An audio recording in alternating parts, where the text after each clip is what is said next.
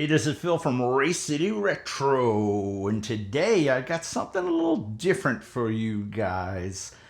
One thing I love about all my model videos I posted, yeah, we get some great comments, but you guys share some really good stories about your early days model building, buying models from a certain store or a certain hobby shop. These are memories that were made 40, 50 years ago, and they're still sharp in your head. So, I mean, this is some incredible stuff in your life. You remember it all these years later. Well, today I got a story to tell, and this was something that changed my modeling after the introduction of this process by someone very close to me that made me an even better modeler. And keep those stories coming, keep those comments coming, but let me tell you about something really, really cool that maybe some of you guys know. I've talked to other modelers about this in the past, and some of them go, oh yeah, we used to do that. And other ones go, what are you talking about? I never heard of such a thing. Worked really good back then, probably still works today, but it's dangerous if it's done wrong. So you want to make sure you're very careful with what you do. It was the early 1980s. I was a young kid, cocky, always won every model contest I won, and I came home with something, a prize, a ribbon. My dad had it. He decided that year at our car club, every year our car club had a model car contest at the Christmas meeting. They would give out prizes, they would give out trophies, ribbons. It was pretty cool, but it just goes to show you back then. Now I started in that club when I was about 7. So you're talking late 70s, early 80s, and we had a pretty big car club. A full meeting would draw close to 100 cars, but generally we had 40 to 50 on most average meetings. We would meet the second Sunday of every month at Silvestri's Bar in Commack, New York. Does anybody remember Silvestri's Bar? Years later, it just burnt to the ground, but it was a great, great place to have a car club meeting.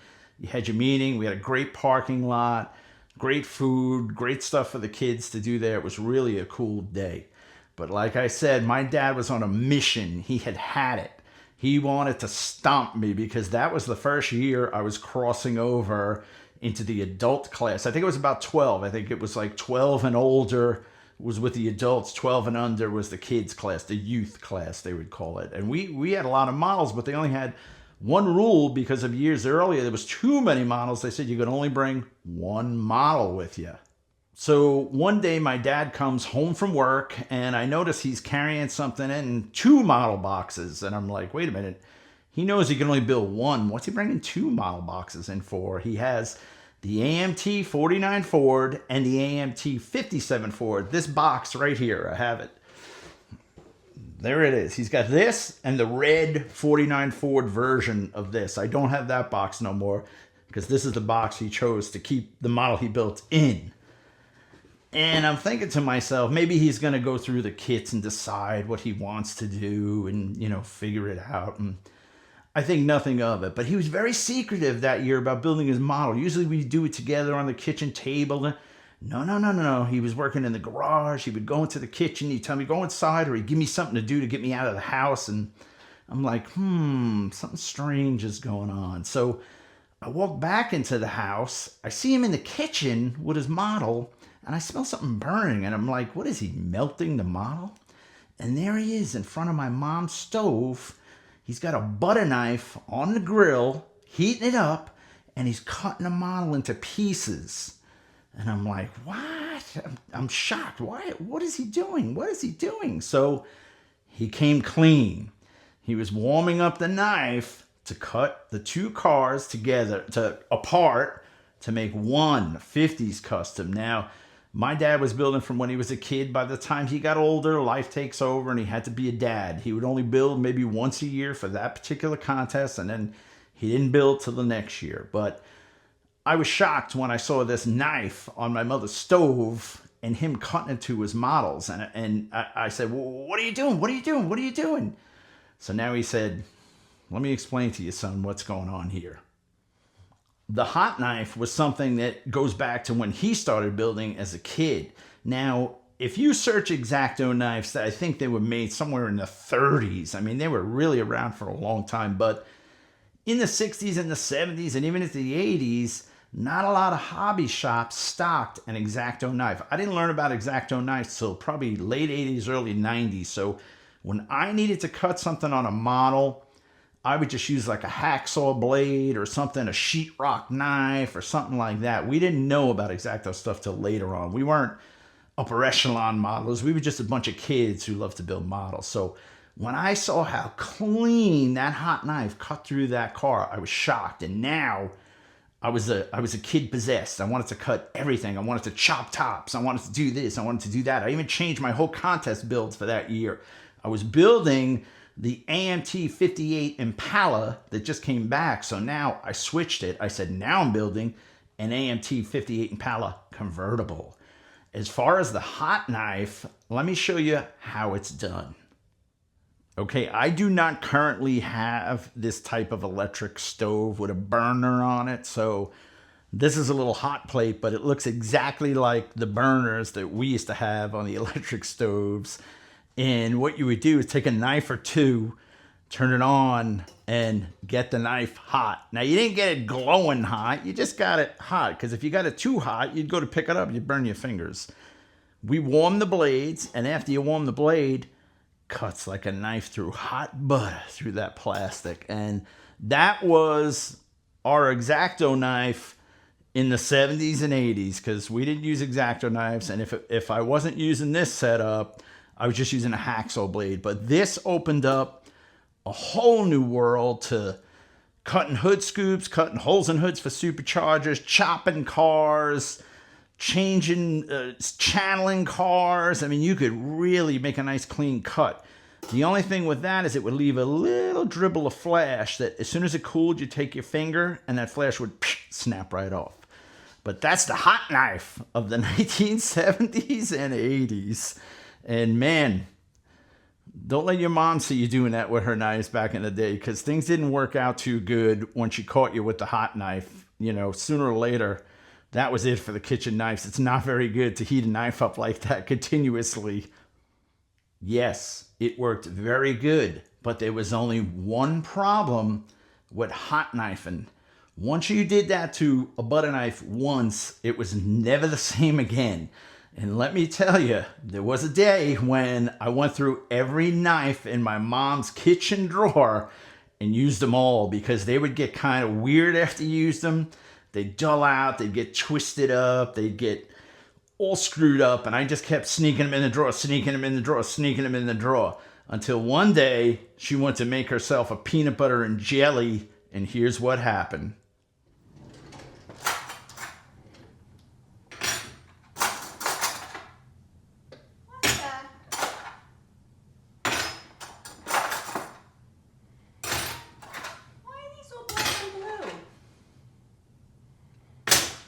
Gonna be black and blue.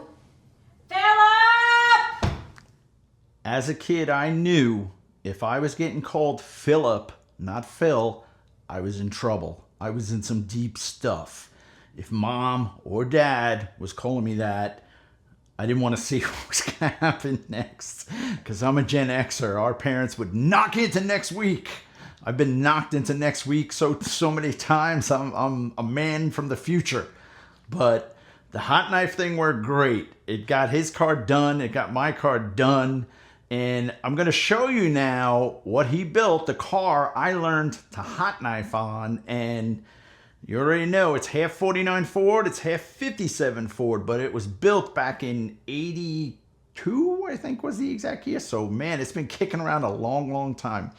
And he painted it with Pactra paint and Pactra putty he did the bodywork with, which is bubbling all over after all these years, the putty. The paint still looks decent. He did Pactra candy apple red over, I think it was a silver base. He would only use Pactra paint because that's what he used as a kid. He didn't want to know nothing about no testers. He's like, that's what I always use, Pactra. I'm using Pactra on it. The year before, he did a really nice AMT 57 Chevy Bel Air hardtop that he lowered down. He did it black with a silver pearlish type roof, white pearlish roof with black and silver interior with the keystones that came in that kit. That was the kit that came with the 409 with the side drafts. That's what he did the year before. So this was his follow-up kit. Let me show you what he built. We'll go over it. And like I said, It's been built a long time. Everything's starting to bubble and fall apart. And it's kind of like a real car. It amazed me because I remember this car and I've had it all these years. And all of a sudden, maybe about 5-6 years ago, everything started bubbling on it. And I didn't think Model Putty could do that. It's not like a car where it's going to rust and the Bondo is going to fall out of it. But it was smooth as silk. Let's have a look at it. Okay, here it is. And he modeled this car after, there were a few cars in the 50s in the little pages, the custom mags that, like Bill Hines, the Bat, where he put these type fins on the car. There was the X51, which was a very famous shoebox, which had fins like that on the car. The 49 to 51 Fords were very simple. They were a new sheet design where it finally took the fenders off the cars. Before that, you had your fat fender cars, but they were the perfect palette to start customizing on. And now basically how he did this, you'll also notice he pancaked the hood. That was another hot knife thing where he cut it, glued the front on, molded it in, and pancaked it. That was a popular custom trick of the 50s. It's got the DeSoto grill. And how he did this, basically, you'll see all the putty back here starting to get all schmutzy. How he did this, he took the 57 Ford, which was a hard top, so you had to cut it there, and you got to remember the 57 Ford has opening doors, and cut it there. So it wasn't too bad of a job cutting it down. Just the molding of it into the shoebox was a little more involved. And he sized everything up, trimmed it all up. He did the roll pans in the back. Let me put that back there with the sunken license plate to do like a true 50s custom. And it looks great. I mean, as far as being as old as it is, it's got the Pontiac engine in it with the tri-power, if I remember correctly. Yep. Pontiac with trips. No crazy detail. We didn't do that back then. We didn't wire anything. We just built for fun. Nobody got that crazy with stuff. And then when we did start, we used thread for everything. They really didn't have the amount of stuff that they have nowadays that you can detail a model with. Back then, it was just for the fun of it, man. And if you were building back in the 70s and 80s, you know exactly what I'm talking about. You built because you loved to build. You didn't build because you were worried about what people on the internet would say. I mean, that's kind of ruins it today. People build for the wrong reasons. You got to build because you love to build, not because you're trying to impress people. And that goes with real cars too. I mean, if you're building a real car, it's the same deal. But there it is. And as far as how he placed, he did not beat me. I beat him. He came in second with this car. That's why I currently own it, because we had a deal. Whoever won would get to smash the other guy's car. Not that I would ever smash this car. It's a great car. I love it. It's a great gift from my dad.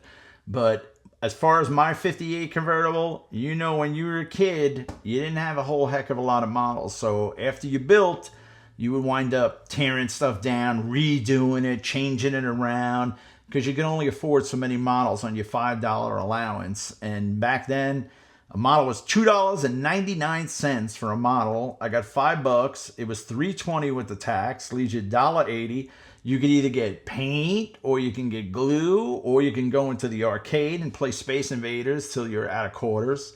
But we didn't have the big bankrolls back then, so if you couldn't get a new model that week, you broke down one of your old, you changed colors, painted black, do this, do that.